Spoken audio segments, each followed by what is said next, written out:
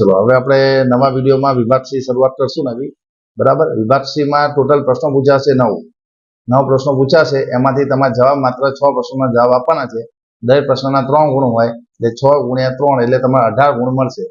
હવે આમાં તમારે 6 પ્રશ્નો પસંદ કરવાના કે કયા 6 પ્રશ્નો લખવા એ પ્રમાણે આપણે પછી હું તમને વિડીયોના અંતમાં છેલ્લે હું તમને એ કહીશ કે ભાઈ કયા 6 પ્રશ્નો લખવા જેવા કયા ના લખાય બરાબર।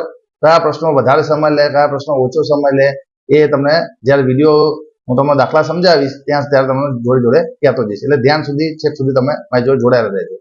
ચલો હવે પહેલો પ્રશ્ન પૂછ્યો છે કે 0.235 નું પુનરાવર્તન થાય છે ડોટ ડોટ ડોટ આવી રીતે।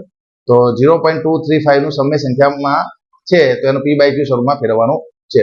હવે p બાય q માં ફેરવવો હોય તો તમે સંખ્યા શું આપી છે તો ધારો કે x ધાર લો એનું વેલ્યુ 0.2353535। હવે આમાં કોનું પુનરાવર્તન થાય છે 353535 નું પુનરાવર્તન થાય એટલે 35 પર શું તમે અહીંયા લાઈન કરેલી છે એટલે એનું પુનરાવર્તન થાય છે। આને તો આવૃત દશાંશ કહેવાય। શું કહેવાય? આવૃત દશાંશ કહેવાય। હવે આનું આપણે p બાય q સ્વરૂપમાં ફેરવવું હોય તો આ જે છે એ એનું પુનરાવર્તન થતું નથી ને આનું પુનરાવર્તન થાય તો આ પોઈન્ટ જે છે અહીંયાથી ખસેડીને અહીંયા લાવવો છે આપણે। અહીંયાથી ખસેડીને કઈ બાદ લાવવો છે 3 ની આગળ લાવવો છે। તો છેદમાં શું લખવા પડે 10। એક અંક ખસો ને એટલે 10 લખવાના, બે અંક ખસો તો શું લખવાના 100। તો આપણે છેદમાં શું લખ્યા 10। પોઈન્ટ અહીંયા આવી ગયો। હવે બે પૂર્ણાંક છે અને 0.35 અપૂર્ણાંક છે, દશાંશ અપૂર્ણાંક છે બરાબર। તો 2 પ્લસ 0.35 આપણે જુદા પાડી દીધા। 0.35 એટલે આપણે નિયમ છે 0.pq નું પુનરાવર્તન થતું હોય તો આપણે p બાય q સ્વરૂપમાં pq છેદમાં શું લખાય 99। એનો ઉપયોગ કરીને 0.35 નું શું લખાય તો 35 છેદમાં શું લખાય 99 બરાબર। આ બધાનું p બાય q સ્વરૂપમાં રૂપાંતર થઈ ગયું। હવે આનું સાદું સ્વરૂપ કેવી રીતે ફેરવીએ તો 99 ગુણ્યા 2 કરવાના પ્લસ 35 અને 99 અંશનો છેદ ક્યાં જશે છેદમાં જશે। તો 2 ગુણ્યા 99 પ્લસ 35 99 ગુણ્યા 10 99 ગુણ્યા 2 કરશો એટલે કેટલા થશે 198। 99 ગુણ્યા 2 કરશો ને 9 દુ 18 વધી 1 9 દુ 18 ને 19 એટલે 198 198 પ્લસ 35 છેદમાં 990 આ બંને સરવાળો કરશો એટલે 233 છેદમાં 990। આ રીતે તમારો જવાબ 233 છેદમાં 990 આવશે। હવે બીજો પ્રશ્ન જોઈએ આપણે બરાબર।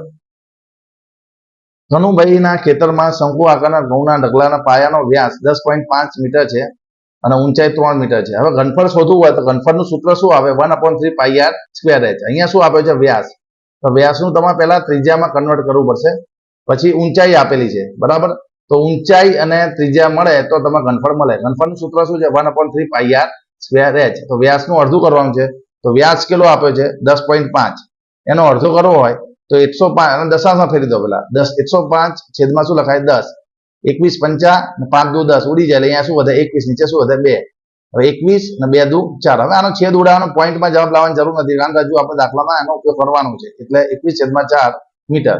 ઊંચાઈ કેટલી છે 3 મીટર। હવે શંકુના ઘનફળનું સૂત્ર શું છે 1/3 પાઈ આર સ્ક્વેર h। ચલો પાઈની કિંમત 22/7 r એટલે 22 21/4 21/4 અને h બરાબર શું છે 3 બરાબર। ચલો 7 તરી 21 ઉડી ગયા બરાબર।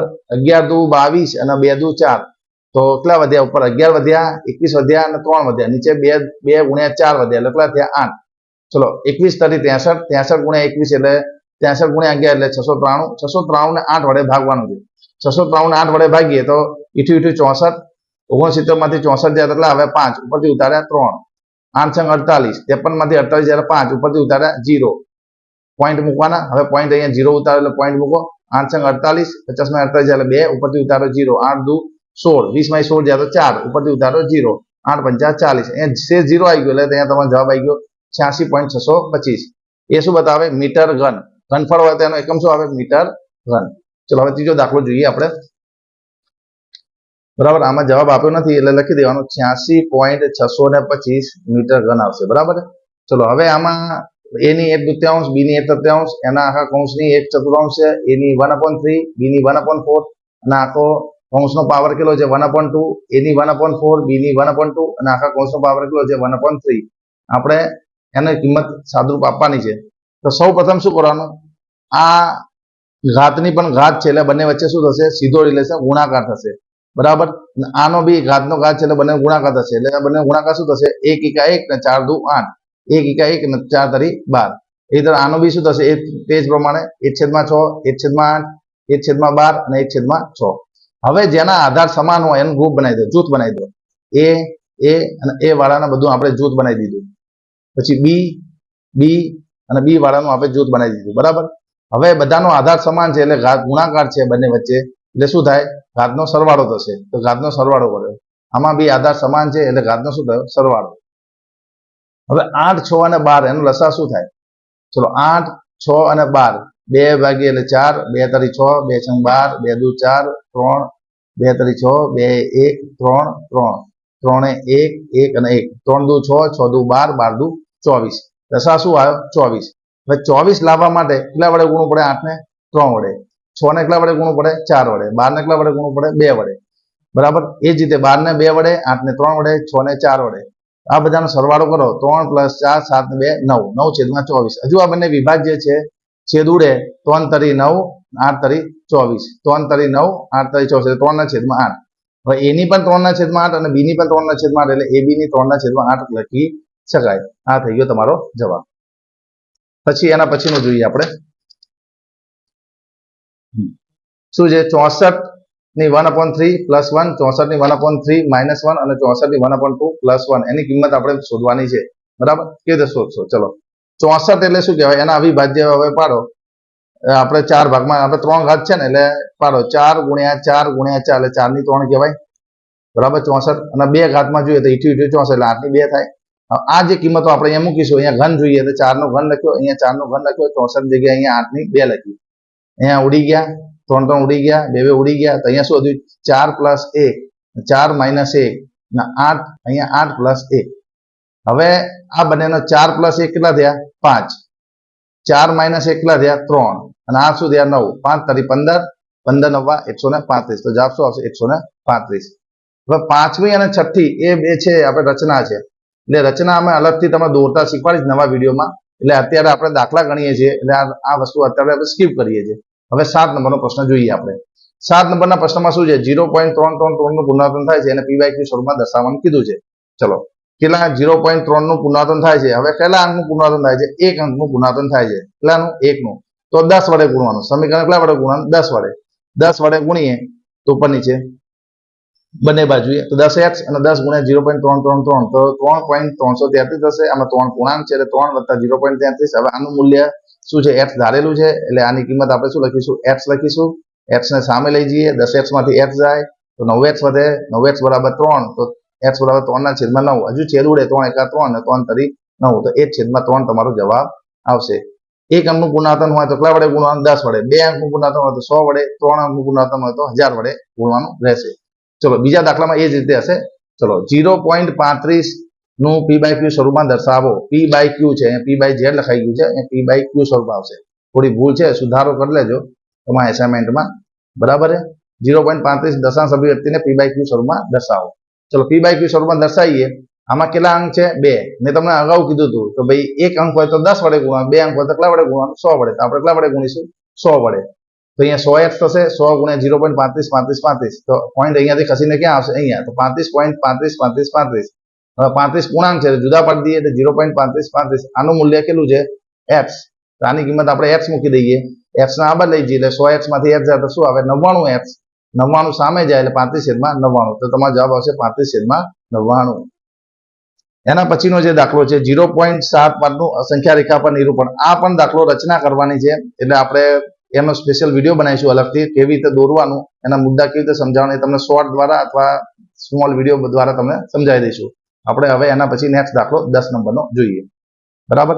હવે એમાં શું લખ્યું? ગોળાકાર દવાની કેપ્સ્યુલ છે, એનો વ્યાસ 3.5 મિલીમીટર આપેલો છે. વ્યાસ આપેલો એટલે આપણે ત્રિજ્યા મેળવવી પડશે અને ગોળાકાર છે એનું સૂત્ર શું છે? 4/3 πr નો ઘન છે, બરાબર. આપણે વ્યાસની શેમાં ફેરીશું? ત્રિજ્યામાં ફેરીશું અને કિંમત મૂકીશું એટલે તમારો જવાબ મિલીમીટર ઘનમાં આવી જશે. જોઈએ ચલો વ્યાસ 3.5 મિલીમીટર છે એટલે 35/2 અને 10 છેદ ઉડાવો. 5 × 35 અને 5 × 2 10 એટલે 7/4 મિલીમીટર તમારે શું આવી? ત્રિજ્યા આવી. હવે ગોળાકાર દવાની કેપ્સ્યુલનું ઘનફળ શોધવું હોય તો 4/3 πr નો ઘન. 4/3 π એટલે 22/7. 7/4 કેટલી વાર લખવાનું? 3 વખત. 7 7 ઉડી જશે, 4 4 ઉડી જશે. અહીંયા 4 2 ઉડાવશો એટલે 11 અને અહીંયા વધશે 2, બરાબર. ઉપર કેટલા વધ્યા? 11 વધ્યા, 7 વધ્યા અને 7 વધ્યા. નીચે શું વધ્યા? 3 વધ્યા અને 2 વધ્યા અને 4 વધ્યા. તો 11 સીધું 49, 11 × 49 અને 8 તરી 24. હવે બંનેનો ગુણાકાર 539 ભાગ્યા 24 ભાગશો એટલે શું આવે 22.46 મિલીમીટર ઘન આવશે. શું આવશે? 22.46 મિલીમીટર ઘન. બરાબર છે. હવે 11મો જોઈએ, સાબિત કરવા વાળો છે, ધ્યાનથી જોજો. પરસ્પર છેદતી બે રેખાઓના બનતા અભિકોણો હંમેશા સમાન હોય. બરાબર. પરસ્પર છેદતી બે રેખા છે, અભિકોણો સમાન છે, એવું આપણે સાબિત કરવાનું છે. તો સૌથી પહેલા બે રેખા લઈશું. પહેલી રેખા લીધી આપણે AB રેખા લીધી, બીજી CD રેખા લીધી, પરસ્પર O બિંદુમાં છેદે છે. તો પક્ષમાં શું લખીશું આપણે? AB અને CD રેખા પરસ્પર O બિંદુમાં છેદે છે. પછી અભિકોણ કોને કહેવાય? સામ સામેના ખૂણાનો અભિકોણ કહેવાય. એટલે ખૂણો AOC બરાબર ખૂણો BOD બતાવવાનું છે, અને ખૂણો AOD બરાબર ખૂણો BOC. અહીંયા દર્શાવવાનું નહીં ખૂણામાં, કેમ? તે સાબિત કરવાનું છે, એટલે અહીંયા દર્શાવવા ચિહ્ન દર્શાવવાના નહીં. અહીંયા ખાલી એવું લખવાનું ખૂણો AOC બરાબર ખૂણો BOD અને ખૂણો AOD બરાબર ખૂણો BOC. હવે આ સાબિત કરવા માટે આપણે સૌ પ્રથમ શું કરીશું? પાસ પાસેના બે ખૂણા લેવાના. તમને જે મનપસંદ આવે આ બે લો, આ બે લો, કોઈ પણ પાસ પાસેના બે ખૂણા લીધા. મેં પસંદ કર્યા AOC અને BOC. આ બે ખૂણા મેં પસંદ કર્યા. ચલો, આ બંને પાસ પાસેના રેખિત જોડના ખૂણા કેમ? કે એક ભુજ પરસ્પર વિરુદ્ધ છે અને એક ભુજ શું છે? સામાન્ય છે, અને રેખિત જોડ કહેવાય, જેનો સરવાળો શું થાય? 180. તો AOC અને ખૂણો BOC બરાબર શું થાય? 180. તે જ પ્રમાણે હવે આ બે લઈશું આપણે. BOC અને BOD બંને શું છે? રેખિત જોડના ખૂણા છે, બંનેનો સરવાળો 180 થાય. બંને પરિણામ સરખાઈએ, આ 180 છે, આ 180, આ બંને શું થઈ જશે? સમાન. BOC ને સામે લઈ જાય એટલે ઉડી જશે, એટલે BOC કેન્સલ થશે. તો AOC બરાબર શું થશે? BOD, જે આપણું સાધ્ય નંબર 1 છે. તે જ પ્રમાણે AOD બરાબર BOC સાબિત કરી શકાશે. બરાબર છે. આ રીતે તમારો 11મો દાખલો પૂરો થાય. બહુ સામાન્ય છે, બહુ IMP છે, તૈયાર કરવાનો બહુ સરળ છે. બે વાર તમારે રેખિત જોડના ખૂણા લેવાના છે, સરખાવવાના છે, એટલે તમારે અભિકોણની જોડ સમાન થઈ જશે. તે જ રીતે બીજી જોડ પણ સમાન થઈ જશે. બરાબર. થોડું ધ્યાન રાખીને સમજજો, એટલે તમને વાંધો નહીં આવે. ચલો, હવે બીજું શું લખ્યું છે? એક છેદિકાના બે રેખાઓ એવી રીતે છેદે જેના અનુકોણ છે, અનુકોણના દ્વિભાજક પરસ્પર સમાંતર છે. અનુકોણ સમાંતર નથી. અને શું લખ્યું છે? બે રેખાઓ, એક છેદિકાની બે રેખા છે, એના અનુકોણના જે દ્વિભાજક છે ને એ સમાંતર છે. તો આપણે જે ઓરિજિનલ જે બે રેખાઓ છે એ સમાંતર છે તેવું સાબિત કરવાનું કીધું છે. તો પહેલા સૌ પ્રથમ આપણે શું કરીશું? છેદિકા લઈ લઈશું. એક છેદિકા લીધી AD, બે રેખાઓ PQ અને RS છે. તો PQ અને RS બે રેખા છે, AD ની છેદિકા લીધી, એ અનુક્રમે B અને C બિંદુમાં છેદે છે. હવે દ્વિભાજક લેવું પડશે ને. આપણે શું કીધેલું છે? અનુકોણના દ્વિભાજક પરસ્પર સમાંતર છે. તો આનો દ્વિભાજક કોણ લઈશું આપણે? B નો દ્વિભાજક તો B છે. ABQ નો દ્વિભાજક શું છે? B છે. અને BCS નો દ્વિભાજક શું છે? CH છે. અને આપણે B સમાંતર CH આપણને આપેલું છે. B સમાંતર CH આપણને આપેલું છે. CH આવશે. બરાબર. CH આપણને તમને આપેલું છે. અથવા અહીંયા G આવશે. બરાબર. CG છે G. બરાબર. ચલો, હવે આ બંને સમાંતર છે. હવે સમાંતર શું? BQ સમાંતર RS બતાવવાનું છે. હવે કિરણ જે B જે છે, આ બંને સમાંતર છે, તો આ બંને ખૂણા શું થાય? બરાબર. એના અડધા છે ને. તો B દ્વિભાજક હોય તો AB નું માપ શું થાય? AB અને BCG શું થાય? AB અને BCG નું માપ શું થાય? આનું અડધું થાય ને. ABQ નું અડધું શું થાય? AB અને BCG કોનું અડધું થાય? BCS નું અડધું થાય. બરાબર. બીજું, AB અને BCG કેમ સમાન થાય? આ બંને તો અનુકોણની જોડ છે. આ બંને શું છે? સમાંતર છે. એટલે આ શું કહેવાય? અનુકોણની જોડ. અનુકોણની જોડ હંમેશા શું હોય? સમાન. આ અનુકોણની જોડ થાય એટલે સમાન છે. અનુકોણની જોડ છે એટલે સમાન છે. આ એનો દ્વિભાજક છે એટલે બંને ખૂણા અડધા છે. હવે આના બરાબર આ લખેલું છે, આના બરાબર આ છે, તો આ બંને શું થઈ જશે? સમાન થઈ જશે. એટલે પરિણામ 1, 2 અને 3 પરથી 3 ની કિંમત 1 અને 2 માં મૂકીએ તો બંને શું થઈ જશે? સમાન થશે. બનામ કેન્સલ થશે. એટલે ABQ બરાબર શું થશે? BCS. હવે આ જે બે ખૂણા જે સમાન થાય, ABQ અને BCS સમાન થાય, તો પરંતુ એ છેદિકા AD દ્વારા રેખાઓ PQ અને RS સાથે બનતા અનુકોણો તે સમાન છે. એટલે PQ સમાંતર RS થાય. આ બંને જે ખૂણા છે એનાથી બને છે. AB PQ સમાંતર RS છેદિકા AD થી બનતા અનુકોણની જોડ છે. ને એ બંનેના માપ સમાન આવી ગયા એટલે બંને શું છે? સમાંતર છે. એટલે અનુકોણની આ શું કહેવાય? પૂર્વધારણાનું પ્રતીક છે. એટલે આ વિધાન સાબિત થાય. સૌથી પહેલા તમારે કરવાનું શું? સૌથી પહેલા એક AD રેખા લેવાની તમારે, જે PQ અને RS ને અનુક્રમે B અને C માં છેદે છે. ABQ નો દ્વિભાજક B છે, BCS નો દ્વિભાજક BG છે. BG છે. બરાબર. ચલો, હવે PQ સમાંતર RS સાબિત કરવાનું છે. તો સૌથી પહેલા શું કરવાનું? આનો અડધો ખૂણો છે, તો આનું માપ કેટલું થાય? ABQ થી અડધું થાય, ABE નું માપ. પછી BCG નું માપ કેટલું થાય? BCS નું અડધું થાય. બરાબર. અને બીજું, ABE અને BCG કેમ સમાન? તો બંને અનુકોણની જોડ છે એટલે બંને શું થાય? સમાન. તો 3 ની કિંમત આપણે 1 અને 2 ની કિંમત 3 માં મૂકીએ એટલે આ બંને ખૂણા શું થશે? સમાન થશે. એટલે આ બે સમાન થાય. આ બંને શું છે? અનુકોણની જોડ છે. કોના અનુકોણની જોડ? પીક્યુ અને આરએસ ની અનુકોણની જોડ છે. એટલે પીક્યુ સમાંતર શું થશે? આરએસ. બરાબર, આટલું ધ્યાન દેજો. એટલે આ બહુ સહેલો છે, બહુ ઘણા વાર પેપરમાં પૂછાયેલો છે, એટલે આમ આઈએમપી કહેવાય. બરાબર છે. હવે બીજું, ગોવિંદભાઈએ ત્રિકોણાકાર બગીચામાં 3 બાજુ આપી છે. એ 40 મીટર, બી 24 મીટર અને સી 32 મીટર. બગીચાનું ક્ષેત્રફળ શોધવાનું છે. આપણે હંમેશા એબીસી ધારીએ છીએ, કારણ કે આપણે ત્રિકોણ એબીસી નો જ આપણે શરૂઆત કરીએ. આપણે એ બરાબર 40 મીટર, બી બરાબર 24 મીટર, સી બરાબર 32 મીટર. ચલો એસ શોધવાનું છે. એસ શોધવાનો છે 40 પ્લસ 24 પ્લસ 32 ભાગ્યા 2 એટલે 96 ભાગ્યા 2 એટલે 48 મીટર થયો. બરાબર. એબીસી બરાબર વર્ગમૂળમાં એસ, એસ માઇનસ એ, એસ માઇનસ બી, એસ માઇનસ સી. એસ ની કિંમત શું છે? 48 છે. કેટલી છે? 48. હવે 48 માંથી 40 જશે, 48 માંથી 24 જશે, 48 માંથી 32 જશે. તો 48 માંથી 24 40 જાય એટલે 8 વધે, 48 માંથી 24 જાય તો 24 વધે, 48 માંથી 32 જાય તો 16 વધે. હવે મેઇન છોકરાઓને આટલે સુધી તો બધાને આવડી જ જાય, બાદબાકી કોને ના આવડે? બધાને આવડે. પણ હવે જે છે વર્ગમૂળ કેવી રીતે શોધવું એ મેઇન સમસ્યા છે. તો 48 જે છે ને એના બે ભાગ કરી દે, 24 ગુણ્યા 2 કરી દીધા. બરાબર. 8 ને અડવા નથી, 8 એમને ઉતાર લો, કોઈ જે ફેરફાર કરવાનો નથી. હવે 8 ના ભાગ પાડો તો 8 તરી 24 હતો, 24 ને 24 એમ રહેવા દો, કારણ કે 24 ઓલરેડી આવી ગયા છે. એટલે 24 ને બી એમને એમ લખો અને 16 ના ભાગ પાડો, 8 દુ 16. હવે તમારી પેર બની ગઈ, 8 ની પેર બની ગઈ, 2 ની પેર બની ગઈ અને 24 ની પેર બની ગઈ. હવે પેર બની એટલે એનું વર્ગમૂળ લઈએ, એટલે એનું વર્ગમૂળ શું આવે? 24, 8 અને 2. 24 ગુણ્યા 8 ગુણ્યા 2 એટલે 384 મીટર સ્ક્વેર. ક્ષેત્રફળ હંમેશા મીટર સ્ક્વેર આવે. બરાબર છે. ચલો આવી રીતે પેર બનાવવાની, ભાગ પાડવાના અને પેર બનાવી દેવાની. જે પેર બને એનું વર્ગમૂળ મળી જશે. જેની પેર ના બને વર્ગમૂળમાં રહેવા દેવાનું. આ જ વસ્તુ કરવાનું. હવે ચલો 14મો પ્રશ્ન જોઈએ આપણે. હવે એમાં આકૃતિમાં છે એટલે ધ્યાન રાખજો. એચ પ્લસ વાય, આ જે બે ખૂણા છે ને એચ પ્લસ વાય, અને બીજું અહીંયા લખવાનું રહી ગયું છે, અહીંયા ઝેડ આવે. બરાબર. અહીંયા રકમમાં સુધારો કરજો. બરાબર. અહીંયા ઝેડ લખવાનું રહી ગયું છે. ડબલ્યુ અને ઝેડ નો સરવાળો અને એચ અને વાય નો સરવાળો આપણને સમાન આપી દીધો છે ઓલરેડી. તમારે એઓબી રેખા છે તેમ સાબિત કરવાનું છે. ચલો જે આપેલું છે પક્ષમાં લખો અને જે શોધવાનું છે સાધ્યમાં લખો. દોરી નાખ્યું છે. ચલો H plus Y plus W plus Z, આ ત્રણ ચારેનો સરવાળો કરીએ આખું વર્તુળ થઈ જાય એટલે 360 અંશ થાય. પરંતુ એચ પ્લસ વાય બરાબર શું છે? ડબલ્યુ પ્લસ ઝેડ છે. એટલે ડબલ્યુ પ્લસ ઝેડ ની જગ્યાએ શું લખીશું? આપણે એચ પ્લસ વાય લખીશું. એચ પ્લસ વાય કેટલી વાર આવ્યું? 2 વખત આવ્યું. 2 ને સામે લઈ જઈએ એટલે 360 ને 2 વડે ભાગીએ એટલે કેટલા આવે? 180. હવે એચ પ્લસ વાય બરાબર 180 આવ્યા એટલે બંને રેખિક જોડના ખૂણા બની ગયા. બીજું ડબલ્યુ પ્લસ ઝેડ બરાબર 180, બંને રેખિક જોડના ખૂણા બન્યા, જેમાં સામાન્ય બાજુ સામાન્ય ભુજ શું છે? AB છે. OA અને OB. તો AOC અને BOC રેખિક જોડ બને. AOD અને BOD રેખિક જોડ હોવાથી AOB શું હોઈ શકે? રેખા જ હોઈ શકે. કારણ કે પરસ્પર વિરુદ્ધ કિરણ હોય. કારણ કે OC આમાં સામાન્ય ભુજ છે, આમાં OD સામાન્ય ભુજ છે. તો વિરુદ્ધ કિરણ ખાલી માત્ર શું થશે? OA અને OB જ થશે. એટલે AOB એ સીધી રેખામાં હોય તો એને શું કહેવાય? AOB રેખા છે તેમ કહેવાય. ખબર પડી? એટલે તમારે શું કરવાનું છે? આ બંનેનો સરવાળો અને આ બંનેનો સરવાળો, ત્રણેયનો ચારેયનો સરવાળો 360 થાય. આના બરાબર આની કિંમત મૂકી દો એટલે એચ પ્લસ વાય ની કિંમત 180 આવે.